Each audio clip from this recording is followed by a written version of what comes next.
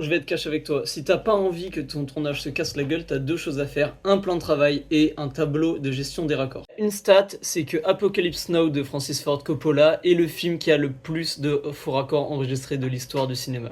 Ok, alors je vais reprendre cette stat et vous l'expliquer un petit peu. Le plus important, c'est pas combien il y a de faux raccords, c'est à quel point ces faux raccords dégradent l'immersion et l'histoire. Le tableau que je vais vous montrer, il sert à empêcher qu'il y ait des faux raccords qui puissent dégrader l'immersion, qui puissent empêcher de comprendre qui est le personnage et dans quelle tenue il est, quel jour on est. Un personnage qui change de tenue d'un plan à l'autre, qui change de coiffure. Imagine un coup il a un objet dans la main, le plan d'après il l'a plus et c'est incompréhensible. Tu peux pas suivre un film qui ne fait pas attention à ça.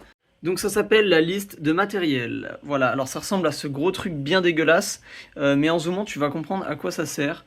On a toutes les séquences dont je vous ai parlé dans le tableau avant, et à chaque séquence, le nombre de raccords qu'il est nécessaire de prévoir. Donc une tenue pour Romain, sa montre, la tenue de Vincent, et bah voilà, un Mac, un sac, une valise, et voilà. Et ensuite on a donc le récapitulatif de chaque raccord unique pour chaque séquence, et c'est pas fait au hasard, ça veut dire que tout ce qui est les tenues, c'est première colonne, deuxième tenue de Romain, deuxième colonne, première tenue de Vincent, troisième colonne, et après le Mac est toujours à 7 colonnes, donc ça veut dire que toutes ces scènes-là, il n'y a juste pas de Mac. C'est comme ça que ça s'organise. Et en dessous, on a le tableau de description. Donc la description, c'est pour expliquer tous les raccords qu'il y aura besoin de prévoir.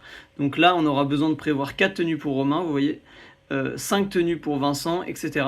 Là, par exemple, le dessin de Roxane, c'est un raccord qui a besoin de prévoir à l'avance, en amont du tournage. Et là, bah, c'est celui-ci, le dessin que Roxane fait de Romain.